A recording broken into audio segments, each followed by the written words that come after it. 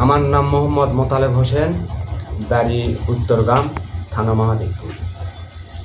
আমার সমস্যা, আমি 25 সালের জুলাই মাসে জমি খারিদের জন্যে আমাদের উত্তরগ্রাম ভূমি অফিসে যাই ওখানে খাজনা দিতে গেলে ওনারা অফিসে সবাই পরামর্শ দেয় যে আংশিকভাবে কোনো জমির খাজনা হয় না, জমি আপনার খারিজ করতে হবে। আচ্ছা, অফিসে ওনারা কারা? এটা কি অফিস কর্মকর্তা না দালালেরা? অফিস সহকারী রাসেল হোসেন। উনি কি বলে? উনি বলেন যে এটা আগে ম্যাডাম বলেন যে আসলে খাজনা এভাবে হয় না ভাই, আপনি জমি খারিজ করতে হবে, আর খাজনা দিলে পুরা জমির খাজনা দিতে হবে আপনার খোঁজানি। তখন রাসেল বাইরে আসে আমাকে বলে, ভাই জমি খারিজ করলে আমি অফিসের লোক আপনার 7 দিনে জমিটা খারিজ করে দেব। এই বলে তিনি আমাকে একটা আশ্বাস দেন। তাই আমি বলি, ভাই জমি খারিজ করলে আমার মোহরি আছে, সোবান মোহরি, তার সাথে কথা আছে দলিল, আর এই দুটা মিলে আবেদন করলে উনি 14,500 টাকা 14,000 টাকাটা আমার খারিজকে দিবে। তখন উনি বলে, ভাই ওর কি দ্বারাই কাজ হবে? আমি অফিসে চাকরি করি, আমাদের হাতেই কাজ। আপনার টাকা হলো আমাকে 16,000 দেন, আপনার 7 দিনের মধ্যে আপনার খারিজ আমি তারকে দিব। এটা কে বলছে? অফিস সহকারী অফিস সহকারী রাসেল হোসেন। আচ্ছা, রাসেলের বাড়ি কোথায় এটা জানেন? রাসেলের বাড়ি বদলগাছি মিঠাপুকুর বাড়ি। হ্যাঁ, ও উত্তরগ্রাম ইউনিয়ন ভূমিতেই চাকরি করে। ইউনিয়ন ভূমিতে চাকরি করে। আচ্ছা, তখন আমি বলি, ভাই অত টাকা তো আমার দেওয়ার মতো সামর্থ্য নেই, কম সম কিছু করেন, আর ভাই কাজ যেন হয়, এটা তো কাগজের কোনো ভোগীযোগী নেই, আসলে আমি জমি সম্বন্ধে কীভাবে খারিজ করতে হয় বুঝি না। তখন বলিচ্ছে যে আপনাকে কিছু করা লাগবে না, আপনি আমাকে টাকা দিবেন, আমি 7 দিনের মধ্যে আপনার কাজ করে দেব। এ বলে তিনি আমাকে নিয়ে প্রথম কিস্তি 7,000 টাকা নেয়। সেই দিন নেওয়ার পরে কাগজপাতি সব বুঝে নিয়ে 7 দিনের কথা বলে লাস্টে 7 দিন পর আবার কল দিয়ে আবার টাকা চায় আমাকে নিয়ে। এভাবে বলতে বলতে আবার নেই 7,000, 7,500। এইভাবে 14,000 বিভিন্ন ডিসিআর দুইবারে কাটে গেছে। পরবর্তীতে ডিসিআর কাটে দেবো, ই করবো করতে করতে আরও মনে করেন আরও টাকা লিখে আবার তিনি ওটাতে হিসাবে ধরি। এরপর দেখা যাচ্ছে 8 মাস 9 মাস ধরে কোনো কাজ নেই। আমি ওর কাছে ঘুরি, ঢাকা কাজ করি। আমি 1 দিন 2 দিন পর পরই কল দিয়ে বলে, ভাই আপনার ডিসিআর কাটা লাগবে, চলে আসেন। আমি আবার ঢাকা থেকে চলে আসে ডিসিআর নাই, ভাই কালকে আসেন। এইভাবে ঘুরাতে ঘুরাতে আমার দীর্ঘ।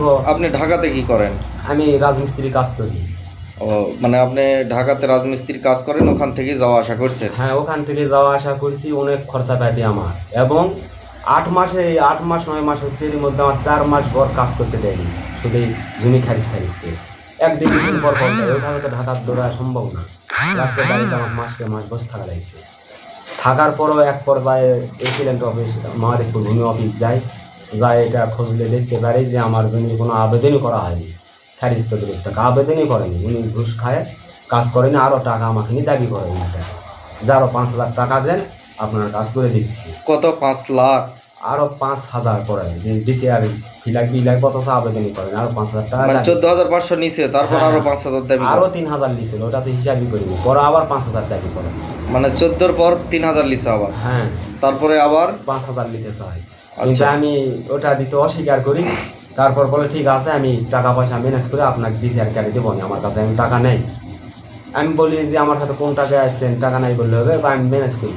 তারপর আমি উপজেলা ভূমি অফিসে যাই, মৌখিকভাবে অভিযোগ দিয়ে দেখি আমার কোনো আবেদনই করা নেই। অভিযোগটা দিয়েছেন কার? অভিযোগ দিয়েছি এক্সিলেন্ট ম্যাডামকে।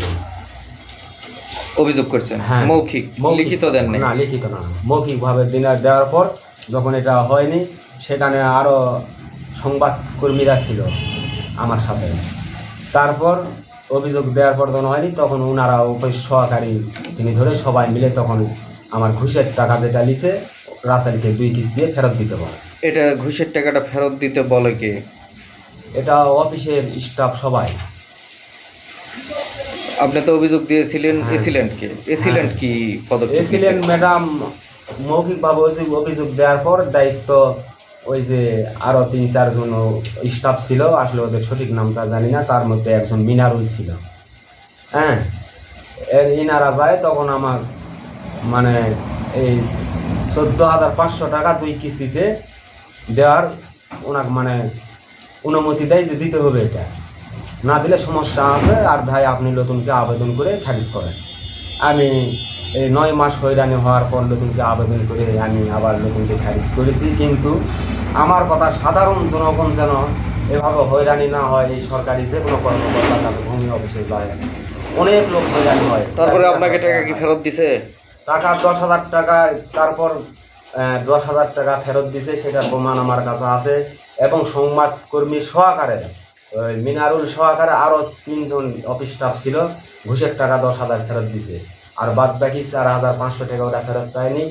আরও উপর কি জেলা দিছি ওরা ফেরত পায়নি। আচ্ছা, আপনি কি লিখিত এই ব্যাপারে কোনো লিখিত অভিযোগ করছেন? হ্যাঁ, লিখিত অভিযোগ করেছি, বরাবর ডিসি অফিস করেছি, আপনার ভূমি রাজস্ব বোর্ডে করেছি এবং টিউনো বরাবর মহাদেবপুর উপজেলায় 3 জায়গায় আমি দরখাস্ত দিয়েছি। এখনও এর কোনো প্রতিফল পাইনি। এর একটা আমি সুষ্ঠু বিচার চাই।